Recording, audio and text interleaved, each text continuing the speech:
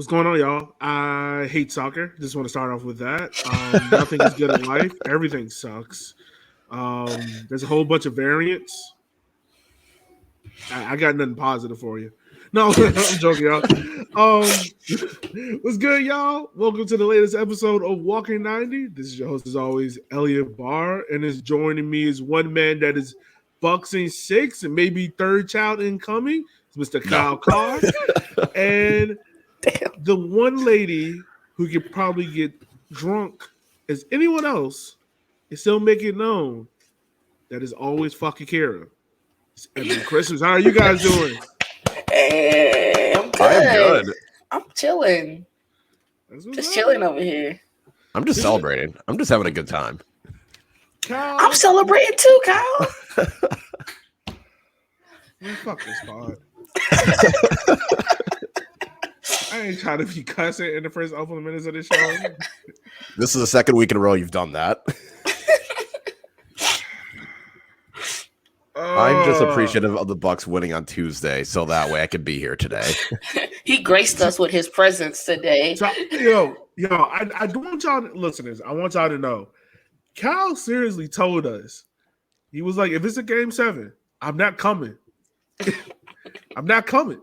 And mind you, this is 2 weeks in between shows for Kyle. Kyle acted like he the talent.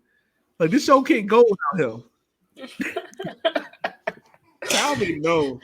Look, there are priorities, okay? And the Milwaukee Bucks are my priority. They were my priority the last couple months. And damn, if there's a game 7, no one wants to see me when the Bucks are playing a game 7. Kyle, do you want the single camera now, or do you want it at the end of the show so you can talk about your Bucks? Which one you want? We'll save it for the end of the show. We'll save it for we got shit to talk about. All right, yes, you're right. We do have a lot of stuff to check. So not only tonight, we're doing our midweek review. I mean, not midweek review. Midweek review of the games that happened in the last 2 weeks. We're also giving you our mid-season awards, updating you on our season predictions. Update. Some of our predictions were wild as hell. Like, they are horribly, horribly wrong. And we have to reevaluate them. And that's about it, man. So real quick, before we get everything started, I just want to start off with this disclaimer and say this. As a fan, it is okay for you to be pissed about your team losing. It's fine. Everyone goes through it. What's not okay is for you to say anything racist, anything homophobic, call players out of their name, call them for coaches' jobs, because I'm pretty sure if you was doing a shitty job at your job, you wouldn't want 1,000 people calling y'all saying you need to be fired. Okay? I understand. It's a game. It sucks to lose, but you get over it. If you're that pissed, put the phone down, relax, go do something else. Bust a nut. I don't know, but do something else. All right? Not that serious. That's all I got to say to start the show. Yeah, sometimes tweeting while mad is not worth it. Never tweet through it. Stop tweeting through it, y'all. Stop listening to Drake. That's number one. You can't listen to Stop Drake. playing Marvin's Room. Stop playing that right now. Woo! Hey, Marvin's Room had motherfuckers in the chokehold, dog. I felt bad for anyone going through a breakup with Marvin. Woo! When that song first came out, oh man. I was Too many people in college. Too many people in college were going through it. Man, and that song had white people in the chokehold, so you know it was a good song. Because I was one of those people that was going through it. Man, I'll never forget, dog. There was a white dude in my college dorm, and he was sitting in the shower, and he was just crying, listening to Marvin's Room. I was like, bro, it ain't that deep. Like, you will find another woman, dog. Nah, it's over. It's over. When you're in college, they're either hit it or quit it, or they're the one. There's no in between. Am I wrong? This is also true. So just to give you guys a quick update on the standings, this is where we stand in the table right now. At 12 is North Carolina sitting on 9 points. You got North Texas at 15, FC Tucson at 10th with 16, Richmond 9th with 16, Revs 2 with 16. Those three all have 16 points. Only in the separates them is goal differential in games played. 7th is Fort Madison sitting on 17. Fort Lauderdale is 6 with 18. Toronto FC has 19. South Georgia Tormenta with 19. Greenville Triumph with 3. Chattanooga Rebels sitting second in the table with 2 points. Junior Omaha with 1. Guys, real quick, I know this is our opening. This is our midweek podcast. This is also our mid-season review podcast. Any big surprises in the table for y'all? Eb, let's start with you. Any big surprises for you? Yeah. Big surprises. I'm kind of surprised that I was kind of surprised at how low NCFC was. And then we played like our first 4 games, and then I was like, oh, no. We're exactly where we need to be.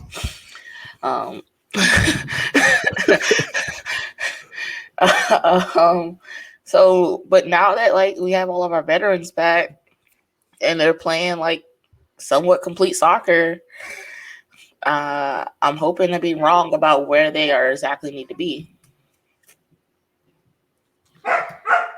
I just want to say this, Ab. You literally was ready to throw this whole team under the bus after week 3. Yeah. And I just want to say, 3 games against Richmond, you have picked up 7 points. Y'all have won the title. Y'all have won the title. Also, I want to say this as well. As much as you wanted to say that y'all was just gonna cause chaos and vibe, y'all have done that to Richmond. Y'all had literally caused chaos and vibes. So be proud of yourself. Be proud of yourself. Also, for those out there, we want to say thank y'all real quick for those that are taking the time of your day to watch our show. If you got any questions, any concerns, anything pops up, leave a comment. We're an interactive live show. Feel free. Kyle, I don't talk to most of y'all though. What you got, Kyle? Well, I at the beginning of the season was slandering the living shit out of Chattanooga, and unfortunately, I am wrong as fuck. So Chattanooga being second at the current moment, and I think they're, if you break it down by points per game, they're tied with Omaha for first. Mm-hmm. Yeah, I was really wrong about that. So that's been hard to deal with. Otherwise, I didn't think. Well, okay, they're only off by 3 points from a playoff spot, but North Texas being an 11th is a little bit surprising. I knew they'd be inconsistent, but it seems as though you would think that with the FC Dallas Academy, there would still be talent. And by points per game, they're okay. You know, they're still sitting 8th if you go by points per game. So it's not the end of the world for them, but I think those would be the 2 that I'm most surprised about. The fact that I was wrong as fuck about Chattanooga and North Texas's inconsistency. Yeah, I mean, isn't that surprising to see how North Texas is going, seeing how FC Dallas is going? Shout out to our man Oscar. He is the resident North Texas FC Dallas fan, and apparently Lucci is doing a better job than Hansa and Atlanta. I don't know what kind of news this man got. The bar is low for that. Yeah, the bar is low. See, look at you using my last name, Cal Bar. If you don't understand that joke, you missed it. It was great. I think for me personally, I think the 2 biggest surprises, one, South Georgia, because I was on this team at the beginning of the year. I was on that bandwagon. It's nice to see they recover. And also, I would say Chattanooga. I think Chattanooga second at this point is quite heavily a surprise, just because you didn't know. I think, Kyle, you mentioned it on the first episode we did about how they've lost so much that no one really knew how they were going to react. And it's been fright or flight. It's been pure chaos FC. And I got to say, man, they're probably the most impressive team this year. Like, a lot of games that they should have drawn, they won. A lot of games they should have lost, they won. You got to give it to them, man. They find a way to score. They are a team that finds a way to score late goals.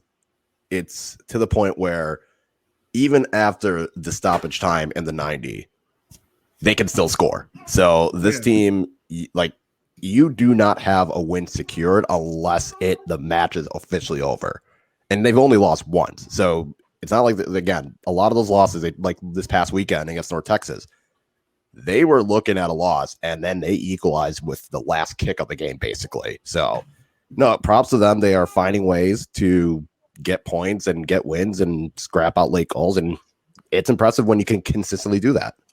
Do you guys feel like a Chattanooga game is like must-watch TV for y'all now because you know something's going to happen? Or are you still kind of just like, I'll wait? No, because it's still the same shit. Yeah. It's just getting them results. Like, I don't want to watch that shit. All right. I'm not gonna lie. I might tune into the next game because I think their next game. Let's see, real quick. It's against Greenville, and that's a game. If we had the money for college game day type stuff, I would be like, yeah, we're going there. You know what? I would actually watch that game because Greenville's getting exposed, and I remember my bold prediction from the beginning of the year.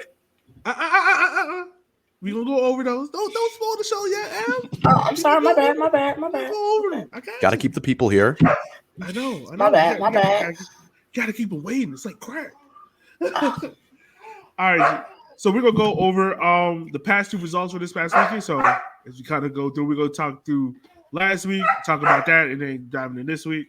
So on Friday the 16th, my dog is like super excited. I don't know why. He's been in the dog park for 2 hours. I'm tired. So on Friday the 16th, you had Yogi and Omaha versus Fort Madison. Richmond, that was a 1-1 draw. Richmond Kickers versus Fort Lauderdale, 1-1 draw. That game had more lightning delays than goals.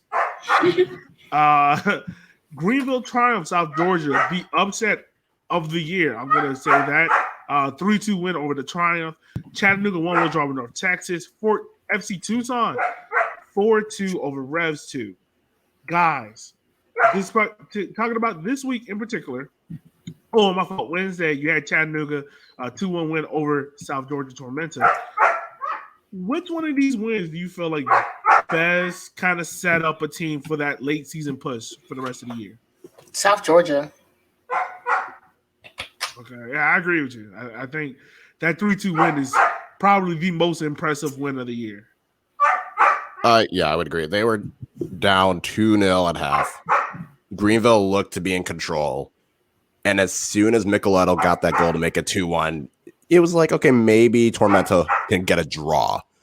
And the fact that they came back and they got the free kick, the goal to equalize it, I was like, okay, impressive. And they get another goal. It was the most impressive half I have seen from a team. Like Tormenta really came out and they looked like a whole different team in the second half compared to the first half. And to do that on the road, especially, it was a pretty good job. So I would say Tormenta looked good as well. Tucson had a very impressive. I think out of Tormenta, like other than Tormenta and now North Carolina, Tucson had a very impressive previous week of games. Yeah, that's very true. I think I need to look at it one more time to make sure I'm right before I say this. I think South Georgia probably had a very impressive week. I think if they get the draw against Chattanooga, I think they would have made the week even more impressive. Outside of that, once again, man, I gotta say Chattanooga. Like, they are cardiac FC, yo. Like, I don't know what it is about them, but I don't know if they Blada like paid off a leprechaun. I don't know if he is like paying off refs. Not saying that he is. I'm not putting that out there. But you said it, not me. You said it, not me. Something, man. I ain't say shit. Something got to be going on. But I think Chattanooga probably had the most impressive week. I think outside of them, I think it's South Georgia. But let's talk about this. And this is probably the thing that, is probably going to be the most resounding. Why is no one wanting to take control of this league? Union Omaha had a chance to put a gap in front of everyone, didn't do it. Chattanooga had a chance, didn't do it. Greenville had a chance, didn't do it. What is going on? Why is no one wanting to, just put their foot on top of the table, take over their number one spot, and kind of coast it out? I mean, where can you? It's such a small, as the season progresses, teams are only getting better. Like, it's evident. South Georgia just came back against Greenville. No? Mm-hmm. They're all these teams are finally clicking. I don't know what's going to happen to Fort Lauderdale.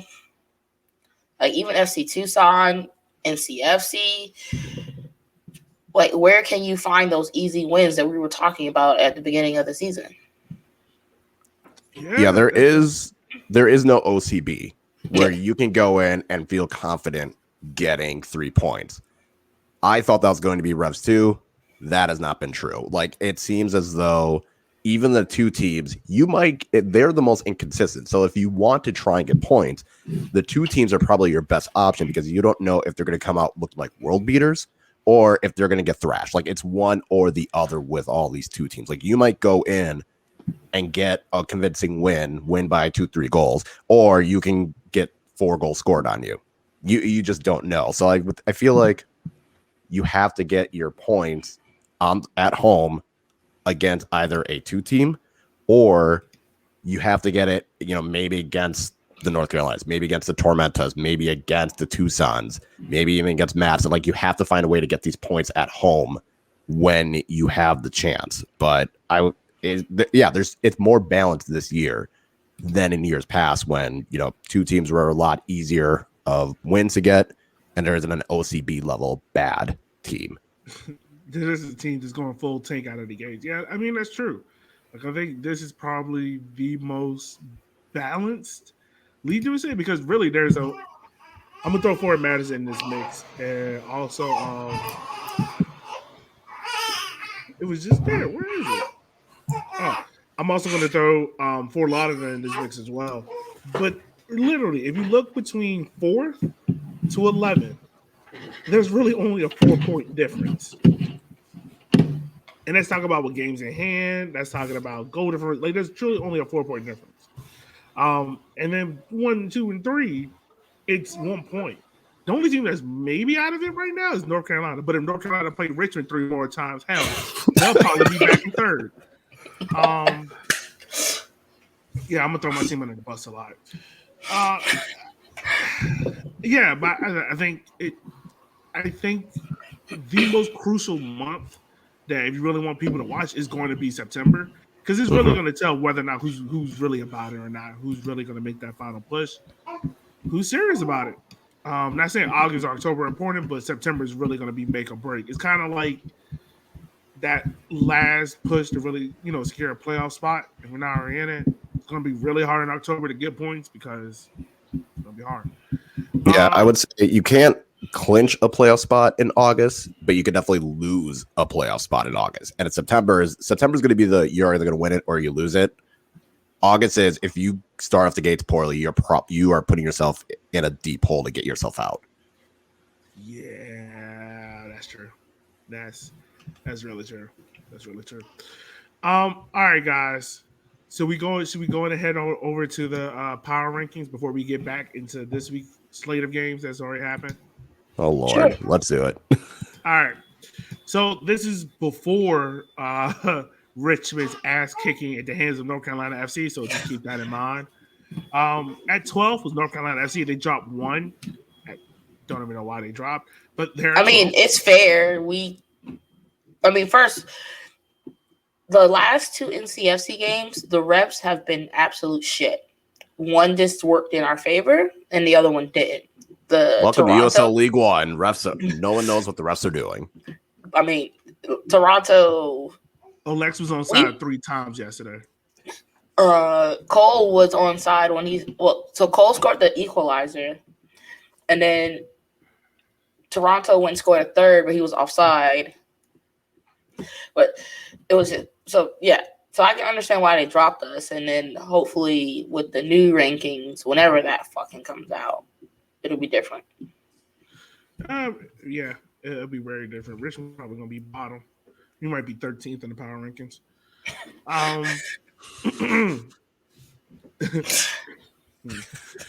11th is Fort Lauderdale. They're up 1. North Texas is 10th. They stay the same. Revs 2 dropped 4.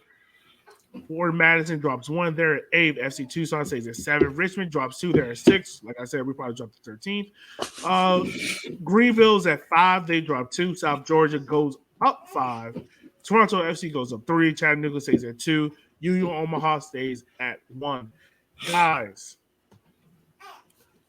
any changes in that power ranking? Anything you will flip anyone you feel like you will put above? This is like our I BCS mean, moment. So here's what I'll say. I get that they won at Greenville, but Tormenta also lost in the midweek. So how they move up 5 for basically winning a game and losing a game, I don't fully understand. I can see them moving up 2 or 3, but the fact that they jumped up 5, I'm not fully understanding the logic. If they lost, yeah, I guess that's the only one I'm not Well, this is sure. what I mean, they said. I don't know how Tormenta Greenville. I'm sorry. Oh no, you good. Go on and say it. I don't know how Greenville didn't drop more because they got a poor draw at home and then they gave up 3 goals in like 20 minutes to lose. For them to sit at 5th is kind of a high for me. So this is what they said about both teams. My bad, Ab. I didn't mean to cut you off. You won yesterday, so you have all the time. This is what they said about South Georgia. Tormenta fell midweek, but then put a remarkable comeback victory against Greenville on Saturday to vault back into the playoff position. How long will they stay there? That puts them up to 5. I mean, I'm with you, Kyle. I don't really think that warrants it moving up 5 from 9 to 4. I think 2 or 3 is justifiable. I think that's fine. Greenville, they dropped them down too, but said Greenville did not concede 3 goals in the game since 2020 season, which is literally last year. You could have just said that. It only did so 3 times in 2019. That's a lot. Okay. Yeah. And already reached 3 this season after Saturday's defensive collapse. So they're pretty much back to 2019. Okay. But yeah. All right. Yeah, I feel like this week I have no major complaints or gripes or anything I would be too upset about. Nah, nothing crazy. I just think both 4 and 5 are too high. Maybe. Yeah. I think we all kind of. But then who do you put there? Me personally, I would make a case that this is before Richmond got kicked in the teeth. I think Richmond should only really drop 1. And I think Fort Lauderdale could have stayed at maybe 5 or 6. That's just me. Yeah. Outside of that, there's nothing really to talk about. Once again, it's power ranking, so it is what it is. All right, so we're gonna go hop on over to this week's slate of games. Talk about what's going on this week in the league. Sunday, like we already talked about, North Carolina lost 2-4 to Toronto FC. This game had bangers on top of bangers on top of bangers. Bicycle kick just for shits and gigs. I felt like it was a preseason game because North Carolina was like, you know what, we just gonna save this. Let me say this: North Carolina really went out there in the first half with Thompson up top and did not know what football was. And then all of a sudden, Christos come on and is just like, hey guys, I can score. Christo and Cole Frame. And look competent. Now, Toronto FC was just tearing through the defense. But Wednesday, I don't know what it is about teams that play Richmond decides, you know what, we're going to call our best player. Chris Brady at Fort Madison, Christos in North Carolina FC. I don't get it. Fort Lauderdale want to call up this reserve goalkeeper out of the depths of hell. Why? Why me? Have you played North Texas or the FC Dallas 2? Basically, the backups for FC Dallas, not even like the 2, just like their actual backups. Yeah, we played 3 FC Dallas backups. I don't get it. Yeah, but they've also played like 16 games. Everyone's played like 13. Yeah, 12 or 13. Yeah, nothing about these standings makes sense. That's why you just go by points per game. That's a lot easier to feel better about.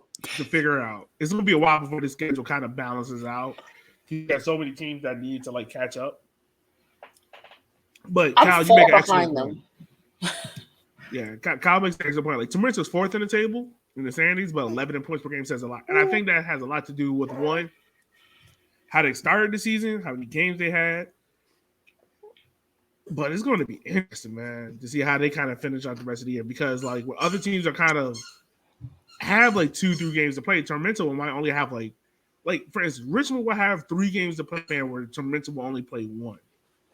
You know, so it's going to be interesting how Tormenta kind of keeps that momentum going forward. Now this week's slate of games. Wednesday, you had North Carolina beat the living dog shit out of Richmond for nothing. As you can tell, if you've been watching this pod so far, I'm not impressed by that game at all. I tweeted out all my frustrations. I even rewatched the game today without the audio on because I couldn't watch it with the audio. And all credit to you, Ab, because so many times you want to talk about what a team did wrong to lose. North Carolina got everything right on that day. Like everything you could want to go right went right. Like I can sit here complaining about the refs, complain about this, complain about that. North Carolina played tremendous football, and had something y'all. You know, I'm very surprised by Christo because that man has been injured for so long, and for him to come out and get the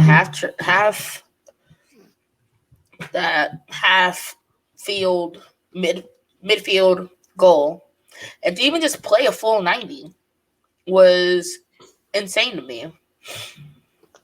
Like I haven't seen him play that well in so long. So y'all played like y'all was in the Champions League final. Like everyone, like the coach told y'all before the game, if y'all don't win this game, everyone getting let go. And y'all was like, I gotta feed my kids. I got a family. Right. Crystal out here thinking he's Steph Curry. Hey, bro, you won't doing this against Toronto? Also, let me say this. I understand everyone got something to say about Akira. About, fire the goalkeeper. I'm going to defend my goalkeeper. But also, let's have some common sense. One, that man is all of 5'9" on a good day of Sunday. 2, most goalkeepers do the same exact thing where they roam inside their own box. It wasn't like he was at the halfway in between the 18 and the half circle. That man was in his box when that ball got shot. He just got caught. He was not coming back for it. It was not making it. Well, it's not even that. It's like if you watch the goal, the Richmond defender is on the guy. It's not like he like closed down on him. It's not like he like Crystal's just like waltzed halfway through and looked up and like, oh, it's not like Stick's goal from the Euros where he just looked and he's like, yeah, I can do this. Like there was at least pressure on him. I don't blame Akira if I'm thinking my defender should have stopped this. Once again, we man, talked about that it man too. is all of 5'9". And nothing else show you how short Akira is. It's that. And Cone's goal, his first goal. No, his second. Yeah. If Akira was literally like an inch taller, he gets it. It's a save. Like literally, that game went to crap. And I think I tweeted, it's a long thread on River City 93 that I tweeted out this morning. But seriously, when Emmy gets frustrated after he got ear hole, and when y'all scored that second goal, that team was mentally shot. I think I told you in the game, man, but I was like, y'all won.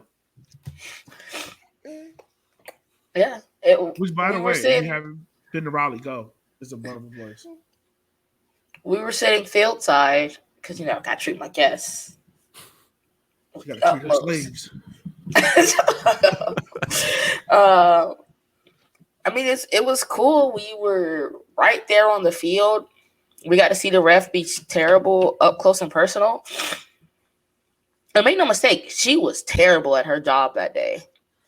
Bro, she was out here soul playing it. She did not know what direction to point at.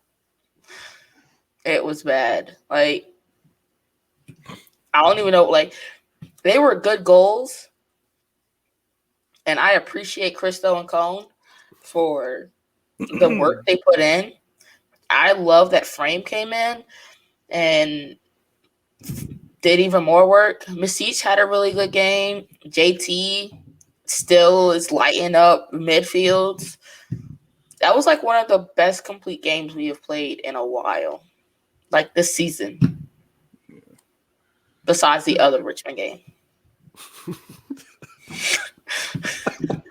I just like her. Besides the other Richmond game that we watched. JT for Heisman, dog. That's all I'm gonna say. That man damn near had a Johnny Manziel performance against us. Like that man was acting like he was like Johnny Manziel against Alabama. We talked about this. We talked tactics. It's like you're down 2-0 at half. What changes does your coach make? I don't know. Ask Tormentas. Like I know what my coach would like. Like you said, Yogi. You said he's probably going to make them play through it, or he's going to go to a 3-back. He made them play through it until Cone's goal, and then he started making a couple more subs. Like, how do you leave JT open? We were talking about that too. How do you leave him just open in the midfield? So this is the thing that I saw, and it wasn't until I went back and rewatched the game. With the formation Richmond had, and I'm not going to talk long about it. We're probably talking more on River City 93, but real quick, Richmond played a 4-4-2 diamond. And the thing about Richmond is that I don't know what it is, but Richmond number one position is fullbacks. Like if our team doesn't have good fullbacks, we can't do anything confident. And the fullbacks that we had were super duper defensive. So they were too tucked in to where Message JT could get anything on the wings they wanted. And as you know, if you've played fullback before, what's the one that you got to do? Is either you have to push them inside to the help or you have to push them outside towards the line. You can't back off them and give them the choice to do both, right? And that's what happened. Like it was very much, Dave, it was a very narrow diamond. And Neil and Victor wasn't really covering those wings well. They were more concentrated in the inside because they're thinking JT's going to be inside. It just never, like every goal from North Carolina it started from outside on the wing. The first goal was a cross that happened from outside on the wing. Calvin didn't close down on it. Second goal was the midfield shot, but no one closed down on, I can't remember the person. I think it's Cone who made the pass to Christos. Yeah, he cleared it into the middle. I think it was Cone it was a Cone or Flick that booted it up to Christo. Yeah, no one closed down on him. The third goal, no one closed down on Cone. The fourth goal, Christo's literally like sprinted past. No, I'm thinking about the red card. The fourth goal, no one closed down on Cone. But what I'm saying is like nobody closed down the spaces. It was pretty much defensive transition. And that's something where I understand people are like, oh, Darren out, stuff like that, which I don't agree with. I think this is still year 2. You know, I have different thoughts on that. I do think, however, this is on the players in this point because this defensive transition is one of those things, like no matter how much I coach it to you, you have to do it. Like you have to perform at it. Like it's like a teacher on a test. Like how much I teach you how to do PEMDAS, at some point you have to execute it. Like I can teach you the whole bunch of different ways, but at some point you have to get it. And the players didn't get it. So that's all I'm talking about that. I can't spend no more energy on them. But if you want to go back and read the Twitter thread, it's on River City 93. I pretty much went through the entire game this morning, tweeted out my thoughts. So read it, tell me what you think. I'm down to conversate about it. Tomorrow, the barbecue was good though. Yeah, it was. My wife enjoyed it. I apologize to my wife for taking her down, but she was like, she had fun. She was like, hey, I'm that. Also, Jessica McDonald was at the game. Oh, I didn't see Jess. Oh shit, she was at the game. But we could definitely use her over in Tokyo. But hey, that is what it is. Look, I had a whole pod with For the Culture about the Olympic squad, and we can talk about it later. We can talk about it. So on Friday, you got Revs 2 versus Toronto FC. Toronto is back in Canada, right, for this one, Kyle? They're back? Is it? Wait, I thought this one was in... No, it's at Revs. Is that Revs? Okay. I think Toronto moving forward will be back in Canada, but...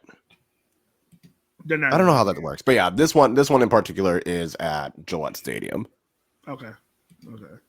And then on Saturday, we got some good games. If there's any week you want to watch USL League One, I would suggest this week.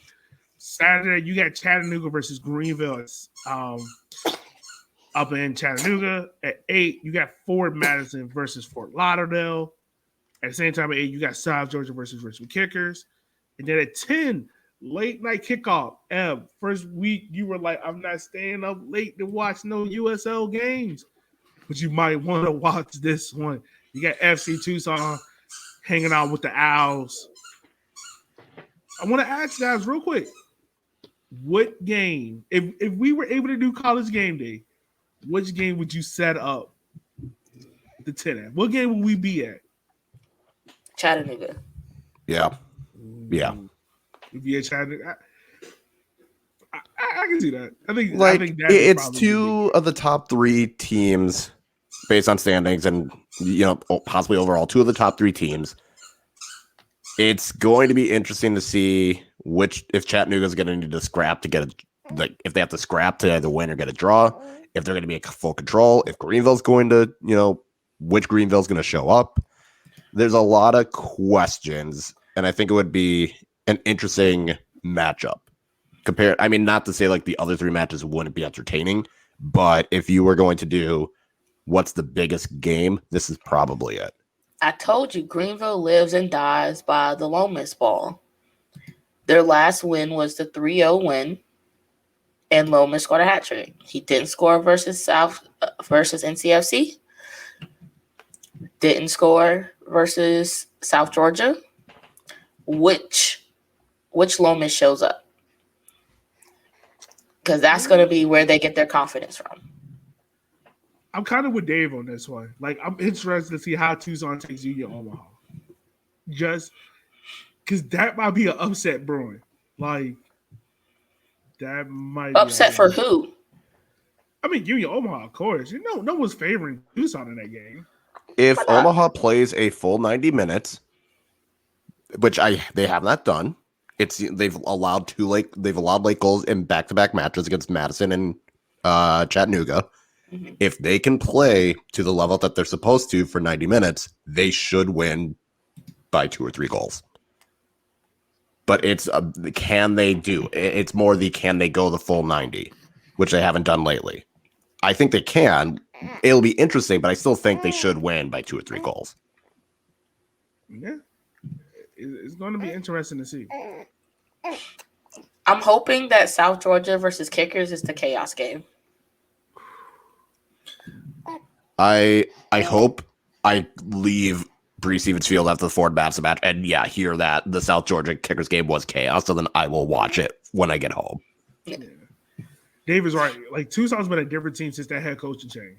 Like, I forgot that happened. Oh, damn. I forgot that happened. They've been scared. I forgot they yeeted him. Right. Damn. They've been different. Like, it ain't been walking on eggshells. They've been a different squad. I mean, their July has been pretty nice. A 2-1 win versus Fort Lauderdale. 2-2 draw versus Chattanooga. That they were winning. Wait, no. It was the other one. Never mind. They came back to win that one. They came back to draw. The other Chattanooga match, they were up 2-0 and then lost. Yeah. This was a come from behind draw. And then a 4-2 win over Revs. They kind of said they having a hot girl summer. I can't fault them. Hot girl summer. Real quick, these are the pick'ems in between these games. We're gonna talk about the rest of the games, but these are the pick'ems that everyone chose. I don't know what happened. My laptop just went to the stats for some odd reason. All right, here we go. Come up. All right, these are the pick'ems. Chattanooga versus Greenville. You had 2 people choose a draw. I went with the draw. That was my lock of the week. And one person chose Chattanooga. Madison versus Fort Lauderdale. It was a clean sweep for Madison. One person made Fort Madison as their lock. Tucson versus Omaha. Everyone went Omaha. One person had Omaha as their lock of the week. So, you guys disagree with any of those? You guys agree? Where you guys stand at with that? I feel like it's bold to make Madison a lock. I feel like it's pretty bold to do that. Not gonna lie. Madison, Kyle was like, "What kind of faith y'all got in us?" If I was picking which of these three, I would have gone with Omaha with the lock. I feel more confident than Madison with the lock. Madison has been interesting because how they started the season, there's more free flowing, there's more pressing. But lately, every goal they've allowed is a through ball on the right side of the defense, and they put a through ball, someone's through on goal, completely clear, and then they score. That's every single fucking goal they allow. Wow. And Fort Lauderdale, I mean, look at the tape. I'm gonna be real with you. If y'all can keep a body, pretty much put Turbo on Honda and just tell him to mark him the entire game, y'all win. If y'all possibly, but again, if they put a through ball, if they put a through ball, then it doesn't matter who Turbo's marked because the other guy's gonna run free. Also, is what's his name coming back? Trinidad? Is he coming back? He was back, and then he left the Tuesday friendly with a knock. Hey, shut him down for the rest of the year, dog. So I don't know if he's going to be back. Leave these vibe games alone. Like, damn. Not worth it. But no, I'm surprised someone made Madison. I still think Madison should win at home against Fort Lauderdale, but making it a lock compared to the other three matches was bold. It's a bold start. It's bold strategy, Cotton. Bold strategy. I kind of think Chattanooga takes this game. You think in Chattanooga? Okay. Yeah. I know you have it as a draw. But I just don't know. It's either going to be a draw or a Chattanooga win. Yeah. Yeah. I see a 2-2 draw out of that Chattanooga game. Chattanooga Greenville game. I see a 2-2 draw. I can see a 1-1 draw. I feel like John Harkes is realizing that I need to go back to what worked for me, and he's not going to have as an attacking of a lineup or formation. Yeah, but how can you do that with Mario? He's been so dead. Play him, have him solely up top. Also, I don't know what's going on with Don Smart, but he's really fallen off since that international break. Yeah, could have told you. Damn, Kyle, don't be salty like that. Damn. I'm not. He is like since 2019. He starts the season really, really well. He always does, and then he gets like mid-season, and I don't know if it's the legs. I don't know if teams like focus on him as much, so then they like plan to stop him. But every year he starts the season off really, really well, gets about halfway, and then I don't know what happens after that. Oh, it happened. I mean, it happened in his first 2 years of Madison. Well, yeah. So I think most of us are probably going to draw in that game. I think now for this Madison Fort Lauderdale game, let me make sure I say this right. Yeah, I went with a 4 win. I think really the key thing is just putting a body on Hamdow. Fort Lauderdale is not going to be super expansive. They're going to counterattack you, but if you put a body on Hamdow, y'all guys should be fine. I think y'all win this 2-1. Yeah, I'd say it's either going to be a 2-1 or 1-0, but it will be a 1-goal win. Yeah, I think that'll be fine. South Georgia versus Richmond. That's my chaos. That is also my chaos, and I'm calling. I'll say a draw. I'll say 2-2 draw. It's gonna be 3-2. I just don't know for who. Like Richmond's gonna come out firing because they did not look great. Oh, they're gonna after getting their ass kicked, they're gonna come back and try and do better. They all had to walk home, so they should be fit, ready to go. Like I want them to come out like 2 goals, just like that. So, but it's gonna end 3-2. I just don't know for who yet.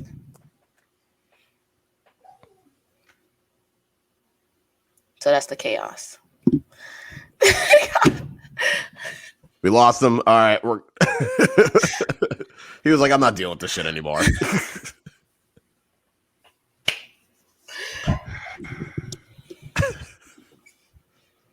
Don't even be. It's not even like that. It's not even. I'm not trying to be in a dark place. I promise you, I'm not. But this game is going to go either one or two ways. And it's very simple. South Georgia is going to come out in a 5 in the back. Richmond's going to come out in a 4-3-3. Richmond is going to have fullbacks, so Calvo and Cole. Those are going to be your fullbacks. Avon is out because he got a red card because he made a goal line tackle to stop a touchdown in the 85th minute.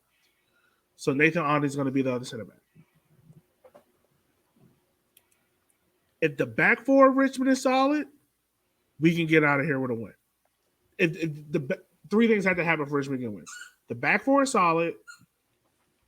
We have very good defensive transitions from attack to defense. It don't get caught out. And we don't let Micheletto beat us. We can win this game. Very simple. But if one of those things don't happen, we're going to lose this game 3-1.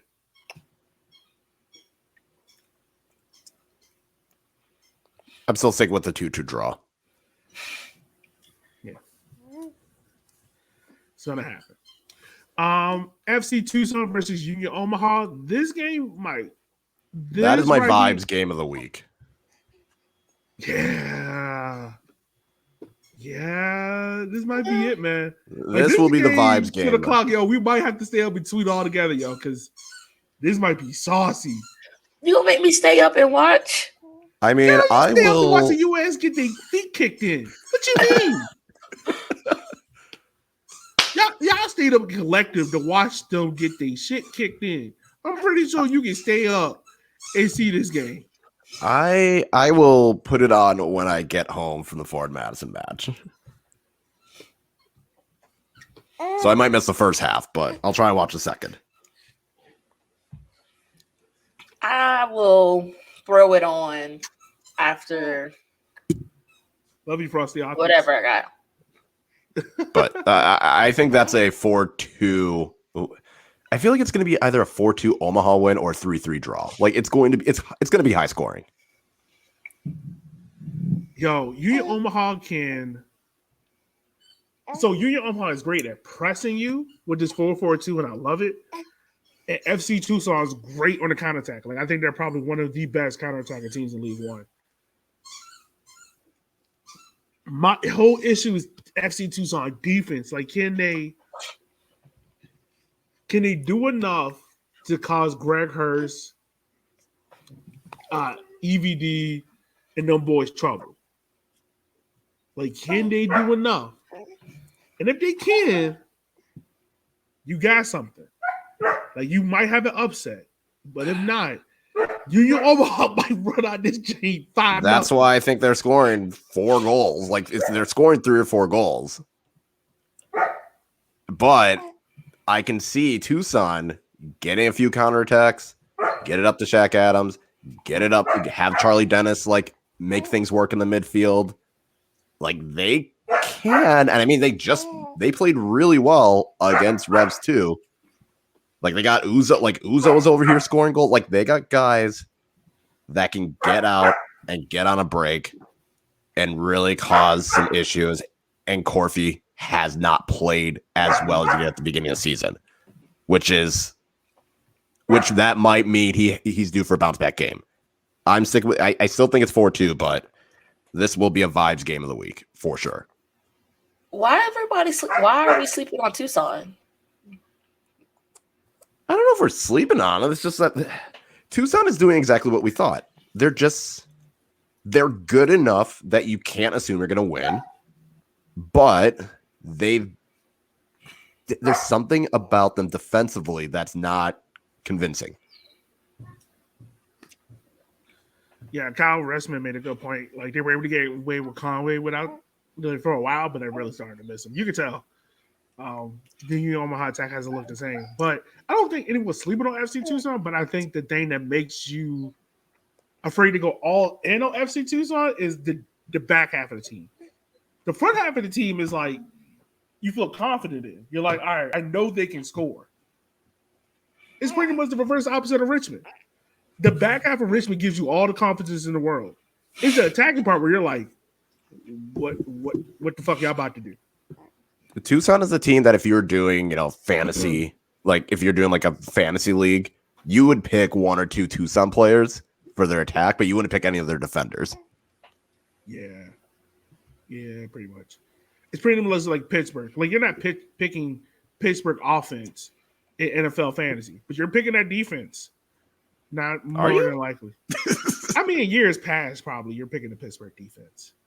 Yeah, okay, fair. I was thinking lately. I was like, well, I would still take Juju. Really?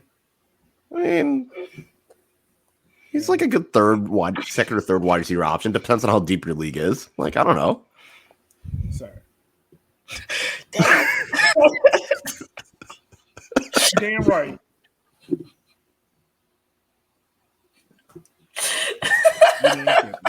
Also, no, you have not missed any shit talking. It's just been nice, subtle reminders about the ass kicking.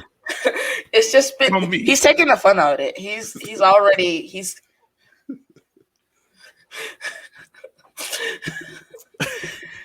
This is one thing you're gonna learn about me, yo. I have no emotions towards this game. I'm done. Oh man, that's no. It's not been much shit talking. It's just been more of like y'all deserve that win. I was like, it's been 50 minutes of Yogi just not being thrilled with anything, bro. Because it's just like he just sounded so sad right there. Because at no point in this game did anyone think to be like, I'm gonna just pull up with an injury and just slow things down and just calm everyone down. No, there's pride. You can't do that. That's what halftime was for. For nothing. Pride go out the window at some point. Also, I hate that your man literally wrapped Cristo around and pulled him down and then got up and was like, but he's standing right there. I'm like, Avon had that injury because you remember Avon pulled up right before that in the box. And then like 2 minutes later, Cristo and Avon was just like, yo, I'm not running. And I don't blame him. That man made a business move. He was like, bro, I'm following you coming with me. It is what it is at this point, my guy. We both going down. Maybe I did not watch that. I did not watch that Ford Madison game, Dave. So I can't relate. Look, man, the biggest thing for Avon is that maybe he's meant to be a free safety. The Washington football team can use him because, by God, yeah. It was one of those games where like everything went right for North Carolina and everything went wrong for Richmond. And when it goes wrong in lower league soccer, it goes motherfucking wrong. Yeah, you'll have 4 goals and you lose. Yeah, you'll have 4 goals. It's not fun. Yeah. And then everyone's like, why are the goalkeeper? And then like people didn't realize like, oh, he's 5'9". Fucking 5'9". He's my height. Look, 5'9" ain't the reason half some of those goals went in. I mean, 2 of those goals, yes, but not all 4. No. The other 2 went in because our fullbacks was just like they pretty much had this Parker approach to defense. It was like, I don't know if I want to defend. Yeah, fuck it. Yeah. I mean, he tried. So I want to say that Cristo goal. That Cristo goal. That halfway Cristo goal. He was legit trying. That's fine. Like that's on one side. Like if I give Cristo that shot 9 times out of 10, he's not making it. Yeah, 4 times that shot is going left. Akira's catching it. Like it's just the one time. It was just a great shot. The first one, no one closed down the crosser. I've said this once again. I don't know why I'm going to do this again. The third one, no one closed down the winger, and then the fourth one, everyone just quit on that one. We were down to goal, it is what it is. Fuck it. Run the score up. I don't know why you keep trying to talk about this match. Like, you keep doing that to yourself. I hate soccer. Fuck the sport. We can talk about basketball. The Bucks, though. All right, y'all. So this is our mid. We're gonna talk about the Bucks. Trust me. I'm gonna give you your time. But this is our midweek annual podcast. This is also our mid-season review podcast because it's kind of point-ish for 15. So, real quick, we're gonna go through some things. So I'm gonna read off the question. I want you to hear your guys' responses to it. I'm gonna tell you guys what you guys said. So, first question: what team finishes in the 12th spot?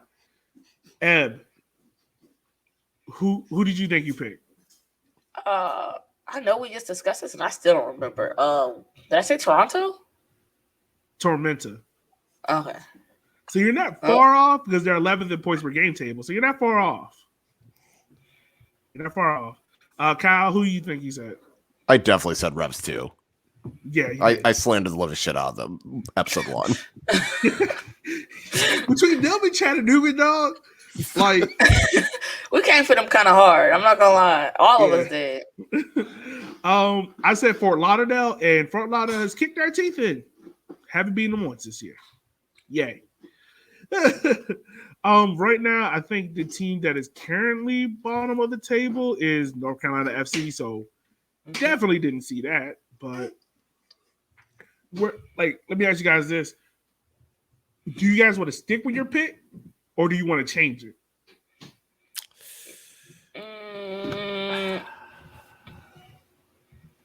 Nah, I'm sticking with it. Sticking with it. What about you, Kyle? I think I'll stick with it just because other than North Carolina could possibly dig themselves out of a hole. You know, Tormenta's definitely hovering around the bottom. I'll stick with Revs too because their points per game is still 9th. And I feel like their schedule doesn't get easier. I feel like they're going to have a brutal schedule coming up. I'm gonna slightly change mine. I'm gonna go Revs 2. I think Rev 2 naturally falls off. And it's not easy to pick. I just think they naturally fall off into that 12 spot. All right. Next question. Team to miss but cause the most chaos in USL League One this year. Eb, who do you think you picked? I definitely picked NCFC. Yes, you did. Also, Michael, no, you did not miss the Chattanooga. Hey, we praise Chattanooga. Listen to the beginning of the pod. Like, Chattanooga's that team. Kyle, who do you think you had? My gut says Tucson. You had Chattanooga. You had Chattanooga finishing 3rd from the bottom, but you had them causing the most chaos. They have been a chaos team, so at least I got that part right. You got that part right. I just got where they were going to be on the table wrong. I had FC Tucson missing, but causing the most chaos. And I think I feel 50-50 on that one. I think they could cause some chaos because you look at that last stretch of the table. I think they play almost a whole bunch of independent teams, so they can cause some chaos. I feel confident with that. You guys want to change your picks, or you want to stick with it? Yes, no, maybe so. I would like to change because I'm pretty sure Chattanooga is going to make the playoffs. So I will change it to North Texas. Okay, we got North Texas for Kyle. I'm gonna keep NCFC. All right. They're gonna cause some chaos. All right. I feel confident in my. I feel confident sticking with FC Tucson. I think they will. They're right around there. I feel confident with them. Dark horse for Golden Boot. Ev, who do you think you had? Dark horse for Golden Boot. It's probably an NCFC player. Was it Misich? No, it's Christos. He damn near back in the race now after yesterday.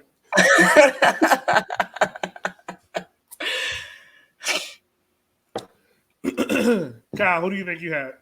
I You feel had like I two said. people. I feel like I said Noah Fuson and Shaq Adams. You did. And I think between Damn. them, they have 1 goal each. I think between them, they have 1 goal. Killing it. Yep, you're right there. For me, I had Stanley Alves and Greg Hurst. I feel fine about Greg Hurst pick. I think Greg Hurst is probably the best one. Where do you guys want to go? You guys want to stick with your picks? Want to change it? Where you guys at? Well, okay. So are you changing it to who we think is now the new dark horse for Golden Boot, or who we just think is going to win Golden Boot? Who do you think is the new dark horse? Okay. I feel like you could pick any of the Fort Lauderdale guys between like Hundal, Curry. I feel like you could pick one of those two. Okay. I'll just say a Fort Lauderdale player. I don't know which one yet. Damn. Okay, I remember why I picked Crystal. Because I said we weren't going to make the playoffs, but we were going to cause mayhem. And we were going to have one of the highest scoring players in the league.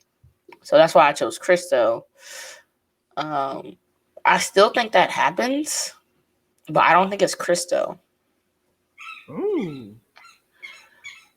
It could be Frame. Okay. Cole Frame. Okay. I'm gonna change my pick. Because Gregor's we talked about it. I don't think he's really as a dark horse. He's one that you probably expect. He's like what, third in the Golden Boot race? So he's fourth. No, he's third with 7. I'm gonna go with Juan Gallardes from Chattanooga FC. He's right now on 6, but he has the most goals after 75th minutes in the league. I'm gonna go with him because he is the reason why Chattanooga is Chaos FC right now. Trust me, I know. We gave up a goal to him. So yeah, I'm gonna go with him. He's my pick. That man is a true El Tonke in the league. A hot take for the season. And you already know yours. Yeah, and I'm sticking with it. They getting exposed, damn it. He can't get too exposed. I need him to go to Atlanta. I've been pushing this narrative for like a good week. I need to happen. More than a week. You've been saying this for almost a year. I have. I've been pushing this narrative like I need him to go to Atlanta. Kyle, what do you think yours was? I feel like I said like North Texas was going to be bad or something. I feel like it was something. I think it was something like that. Not even close. Oh God, what did I say? Chattanooga finishes third from the bottom. It fires Obleda. Oops. They said I heard you was talking shit. They said I heard you was talking shit, and now they're gonna probably and Obleda's probably gonna get Coach of the Year. Yeah, they're gonna finish like they're on pace to finish top 2, and Obleda's gonna get Coach of the Year. And I was wrong about that. Good God, hell of wrong. Wow. So mine was Omaha self explodes with star power trouble. Not even fucking close. They're top of the table. Like that team is in harmony. Not even fucking close. I picked the wrong Lakers era to go with. So do you guys want to change your hot take? Do you want to make a new one? Yeah, I would like to fucking change mine. All right, guys, what's your new hot take? All right, my new hot take. Let me think on this. I'm gonna look at. Let me look. Give me a minute. I actually have to think of this. Nah, I'm keeping mine. All right. Oh, what Kyle's looking up his, I have mine's ready.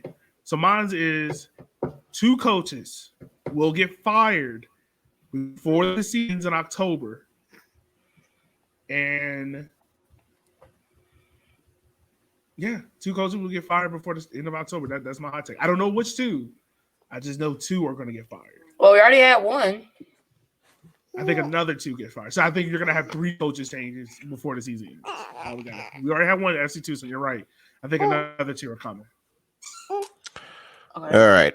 My hot take, and I don't even know if it's really a hot take at this point, but Toronto FC2 will beat a team to knock them out of the playoffs. Ooh. I don't know which team, but someone's going to get knocked out because they lost to Toronto FC2. Ooh. Like it might not be the game that it might not be like the last game of the season, but there's going to be a loss of Toronto that completely screws up their season and playoff. Greenville or South Georgia. And you know, it's funny you say that because on next Friday, look at these transitions. Next week's slate of games, you got Toronto FC versus Greenville, Richmond versus FC Tucson, Chattanooga versus Fort Madison, Union Omaha versus North Texas. There's only 4 games next week. I don't think there's a Sunday game. Correct me if I'm wrong, guys. Is there a Sunday game? Let's find out. Well, that's August 1st. Yes. Oh, that's the 1st. August 1st? Yes. That's me. Fort Lauderdale versus NCFC. Okay. So, I mean, not a whole bunch of games, but do you think FC Tucson, are you guys going to pick Toronto over Greenville in that one? Depends how they do in these 2 games. Okay. So after these 2 games, you feel better about it? If they get rocked by Chatta, if they lose to Chatta and don't pick up all 3 points versus Toronto, they could very much not pick up all 3 points versus No, I'll say Toronto wins because you know what? No one's ready for the 3 or 4 p.m. Friday afternoon training field that no one's ready for it. You don't know what to expect. Look, man, we tried to tell you at the beginning of the year, 4 p.m. in Toronto. It's different. It's different vibes. You hear that jet flying over? It's a whole thing. That Canadian bacon in the air. We used to do Edmonton. No, it's different. It's a nice. This it's basically the same thing. And Toronto was in championship. Yeah, but this is like playing in COVID without COVID. You there? It's you and grass. Ain't nothing else. Plus, any players that aren't vaccinated, I don't know if they're gonna have to stay home. Like, no, my team vaxxed. My team vaxxed. I'm just saying, like, if Greenville has like a couple players that are important that aren't fully vaxxed or don't want to get vaxxed and they have to stay home. Like, I don't know. Like, any Greenville fans can tell me, like, is your team vaxxed? But I'm just saying, if they're not vaxxed, they're not getting into Canada. Yeah. Don't pull a GF Cameron. Don't do it. Look, we're going to find out who that vaccine went now, but he can't go to Canada. We're going to find out. Don't tell me visas. Don't tell me visas. Nah, it's a different V, mofo. So out of those games for the following week, any games out there stick out to y'all? I think the game that sticks out to me is Richmond versus FC Tucson because literally it's going to be defense versus attack. Both team weaknesses is the other team's strength. That is my vibes game of the week because that game very damn sure it can be 3-3. The chaos game of the week is going to be Omaha, North Texas, because wild shit always happens between those 2 teams. I think like one time, like the keeper got sent off. Yeah, knew who because he like threw a punch. Like, in the head. Yeah, so that was a wild night on Twitter. That was a wild night. So Omaha, North Texas is going to be chaos. He stole the peas out the kitchen cabinet. So yeah, that's going to be my chaos. I do think Madison Chattanooga might be like the game, like depending on how the previous week goes, that could be a big game for both teams. Yeah. But Omaha, North Texas is definitely going to be chaos. And that's definitely you need to watch if you're just a neutral, that one shit might happen. True. Who are you guys going with as your coach of the year right now at this point? Where are you guys going? The guy that I said was going to get fired. I was about to say, Chattanooga is kind of killing the game right now. I don't know how you can pick anybody else over him. Like, I understand Mims, but everyone expected Omaha to be a top 2 team. Like everyone expected that, so it's not that surprising. Yeah. But I mean, Obleda's done a great job. I'll pick him. Yeah, I agree with that. I believe he is the coach of the year at this point, man. Like, homeboy got them boys cooking. I don't know what he doing, but he got them cooking. Got them playing like the goddamn Monstars out there. They stopped being a one man team almost. It's almost like the Ewing theory. Damn. Their best player leaves, and they suddenly do better. Granted, their best player leaving goes to a team that's also doing pretty well, and he's doing well himself. But I'm just saying, they stopped being over reliant on Greg Hurst. Yeah, this is true. This is true. All right. So we got all that worked out. We got all that stuff. Kyle, I'm gonna give you your singer cam. I'm gonna let you just do what you do, Kyle. Do what you do, sir. Oh man! First of all, shout out the Milwaukee Bucks. And that's enough of that. You trash. Anyway, shout out the Milwaukee Bucks. You're NBA champion. All right. Giannis dropping 50 to clinch the game. Some legendary shit. He hit his free throws. That was a miracle in itself. This has been one of the best weeks of my life. One of. If anyone sends this to my wife and she complains about that, we're going to have problems. Granted, we're not going to. Anyway, best weeks ever. Giannis, top 3 player in the NBA, greatest Milwaukee Buck of all time. This has been a great season. Huh? Better than Kareem? Yeah.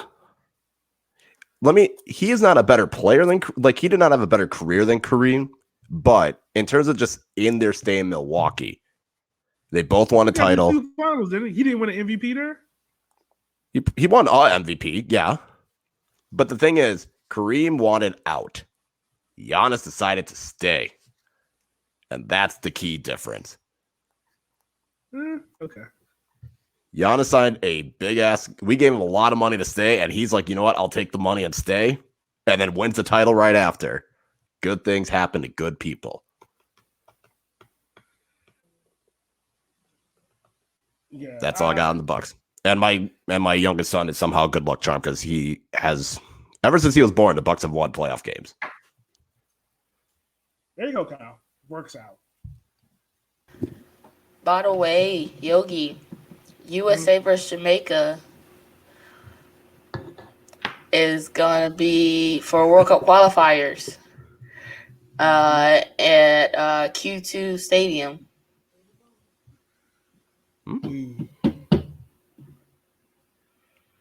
Might have to go for my regular boys.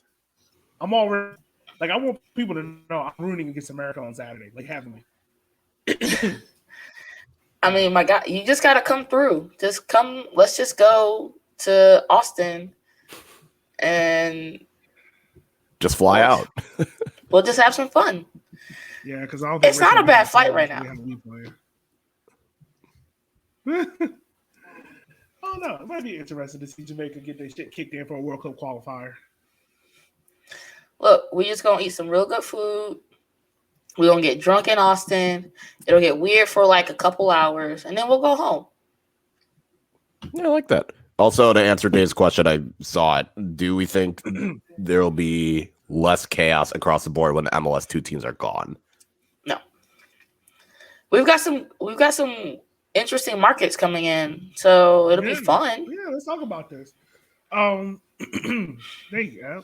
So you got North Colorado. How you guys feel about the name Hailstorm? Yes, no, maybe so. I like it. It's not like I don't mind it. FCS. I think it brings more about the area. It makes it a little bit more unique. I have no problem with it. Over under how quickly Union Omaha tries to make a rivalry with them. 2 days. They already made the rivalry. There's a Twitter handle for it already. Oh my. There won't be a belt, but there is something going. There will be something brewing.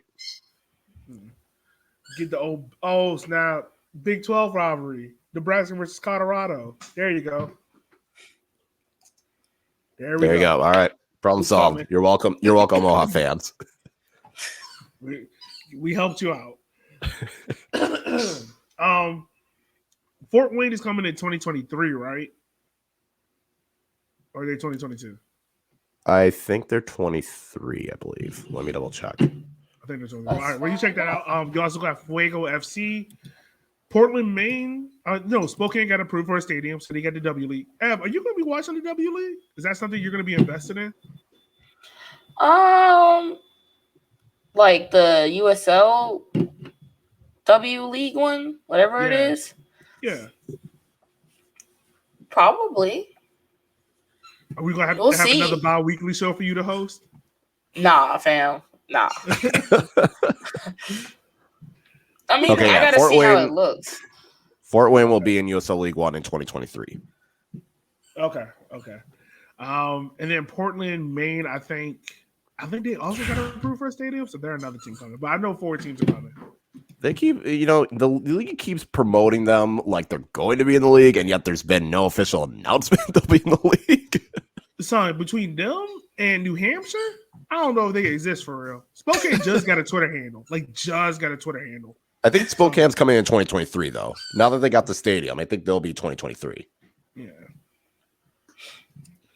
All right, so you asked me about W League, and I was trying to figure out who is coming to the W League. Fuck Queensboro, so they can kiss my ass. I may go for the DC USL one.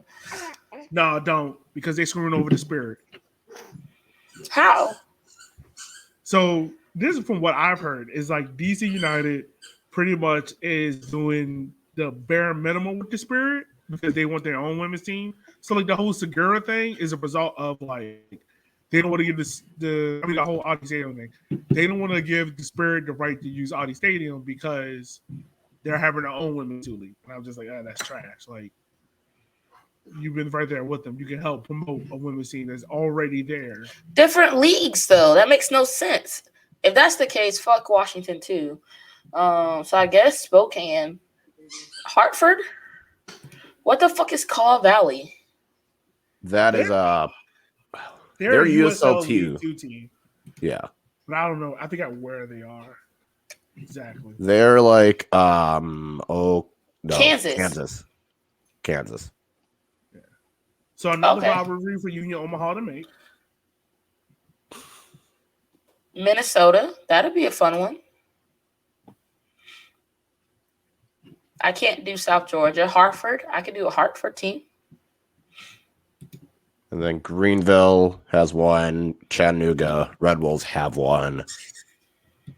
And that's all the ones that we know of. Yeah. So far. So other teams are 9 coming, teams. Yeah, right now. Nah, I don't need that. Real quick before we wrap up, shouts out to Tormenta 2 and Park City Red Wolves. Both teams are in the, I guess you want to say, quarterfinals of the USL2 playoffs. So that's dope to see. Tormenta FC was up here recently for Virginia. They beat Lionsbridge. I think Tormenta is my pick to win USL League 2 this year. I And that's have no weird to say take. because So the first team is. I have not watched that far down. Oh, don't worry about it. There's nothing really to watch. You just. I just knew Green Bay did not have a great season, and that's all I knew. Des Moines, I think Des Moines is good. I'll pick Des Moines. Yeah. Des Moines is always good. Des Moines is always good, so I'll just throw them in there. I've seen some of their merch, so I'm excited for that. I may grab a jersey from there. But So let me tell you this. One thing I've learned about Ebony is Ebony picks her teams based off of merch. That's not a She bad don't give a damn option. whether or not you play good or not. She's like, oh, the merch is good? All right. You're my yeah, favorite team. kind of. If we're gonna do this, we might as well make sure that everybody gets lifted and we all look good doing it. If I have no emotional investment in a league or a Yeah. team, I'm gonna go with the coolest merch. I get that logic. Eb, I want to ask you this question, yo, because you brought this up yesterday in the game. We were like, oh, you know what? Forget Akira. He don't play for North Carolina no more. You said the same thing about Mario. I'm gonna ask you a question. I'm gonna see how you respond to it. Okay. Is it fuck Connor Tobin? When he's playing my team, yes. Oh, see, here we go. Because yesterday she was like, Shakira, regardless. Anyway, now she's like, So the difference is Tobin is not just another player. He's actually someone that like I have a connection with. So I didn't make that same connection. Like if not, like when Nas left, love the dude, but I said fuck Nas. I love that dude to death. I will go to war with Nas, you know. But fuck Nas. It was different with Connor. Same thing with Akira. Everybody that's left my club. DJ, fuck DJ. Manny Perez, fuck him. If you don't have my badge on, I don't give a damn what you're doing. You could be playing. We could have played little league soccer together and grew up for 20 years together. You're not ripping my crest, you can get the fuck out. Damn. Yo, Ebony was the really hated kids that had to like leave her class in like first period. I was like, oh, so you transferred classes, dog? Yo, fuck this shit, man. He's dead to me. He's dead to me. Goddamn, dog. I'm just switching over to science. Relax. Shit. We're game banging at breakfast. Trading teams during recess started brawl. She over here started turf wars and fucking recess because somebody had to transfer classes. Red Rover was real in these streets. Red Rover was real. Think you fucking better than me, dog? I'll beat your ass and jump rope line.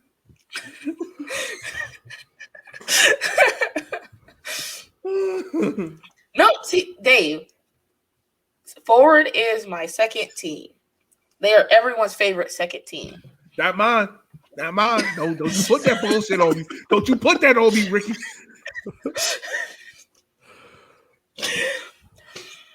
Oh, by South the way, Georgia is my second team. South Georgia can do no wrong in my eyes. Really? All right. Hold on. What's the merch look like? What's the merch look like? Hold on. No. It's not even about the merch. It's not about. No, it's always about the merch. It's always about the drip. Chill out. So for me, is that what South Georgia is doing off the field, and also like Bernadette is amazing. But Kyle can tell you, I've been on South Georgia hype train for a minute. Like the last 3 years, they talk the talk. They have talked the talk. Yeah. When it came to initiative, when it came to initiatives with anti-racism, they have talked the talk. And Bolt is top Twitter follow. Yeah. I can understand Tormenta. Yeah, I see nothing wrong with that. The last 3 years to be in like the playoffs. They haven't done it, but I've been picking them. But yeah. South Georgia's well, there's also the time you were making fun of them for collapsing mid-season after year one, and then year two, Richmond collapsed at the end of the season. Yeah. So there's some humbling there. Yeah. We're all the same team. You all suck together. The drip is disgusting. Do better. I mean, you can't expect that much. They ain't changing that. It's Statesboro, Georgia. But outside of them and the university, ain't shit else going on in that city. And it's a dry county. Found that out. Hashtag sorry, Jorge.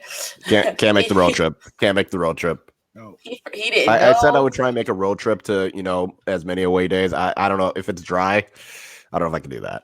You got to pack the car. It's like trying to smuggle cigarettes up north. Well, I mean, I was going to do that regardless, but now I'm not trying to smuggle cigarettes. I'm not. If I get pulled over, it's curtains for me. Oh, you gotta have a license. If I get pulled over in St. Georgia, sir, the car smells like weed. You sure?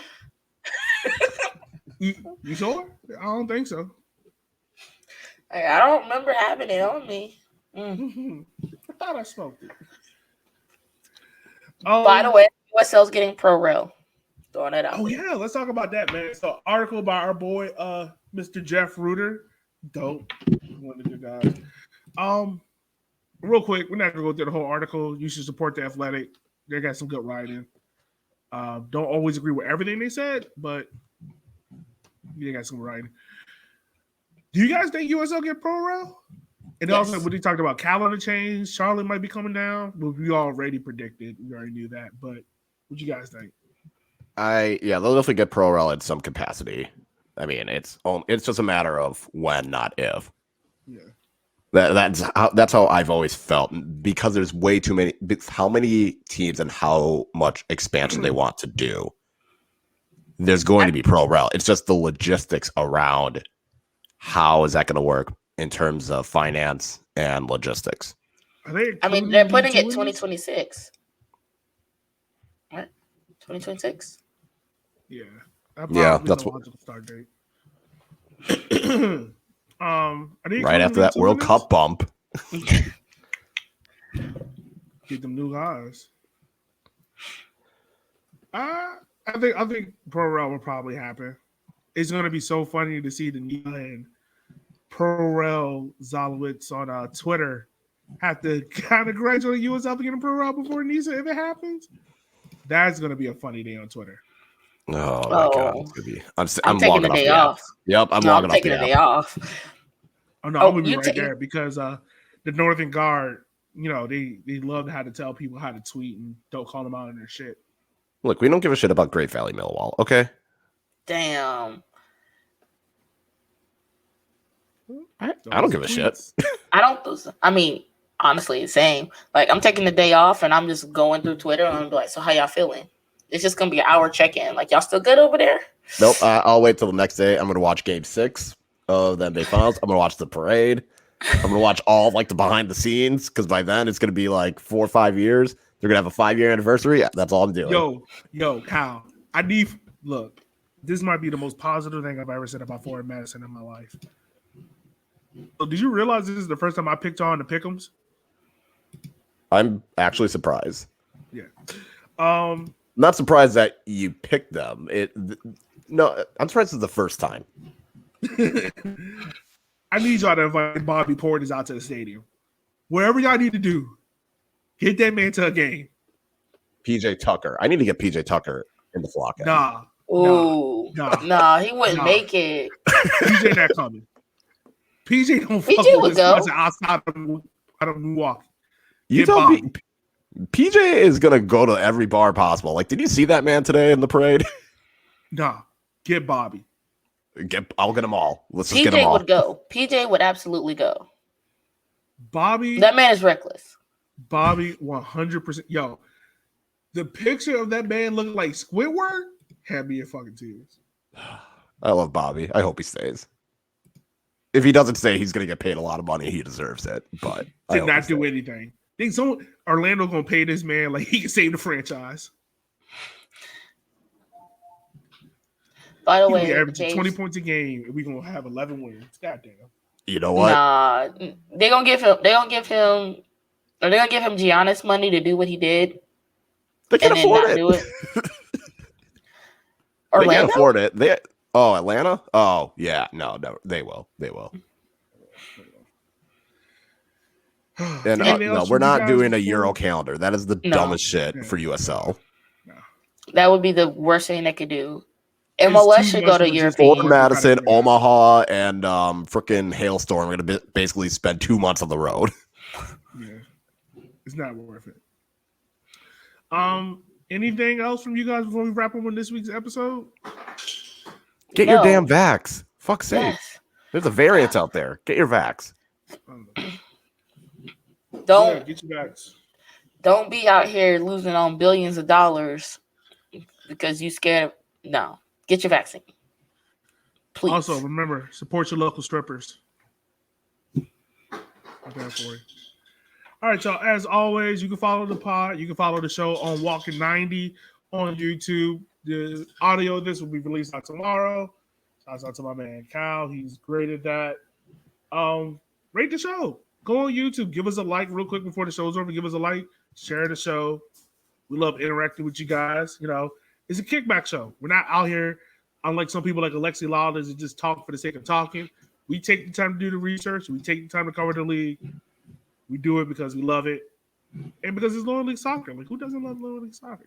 And we will admit when we're wrong. I was hella wrong about Richmond. I spent the entire crash of my team. Doesn't mean I don't love them. Doesn't mean I don't care about them. I'm just disappointed. That was me for like the last 6 episodes. Doesn't mean I don't love them. Yeah. I'm saying all this, and I'll be right there Saturday watching them, expecting the 3-0 win. Yeah, as you should. I mean, we might as well get to it. Yeah. But as always, guys, we'll holler at y'all later. Be easy, be cheesy. See y'all on the next episode in 2 weeks. Don't hit us up.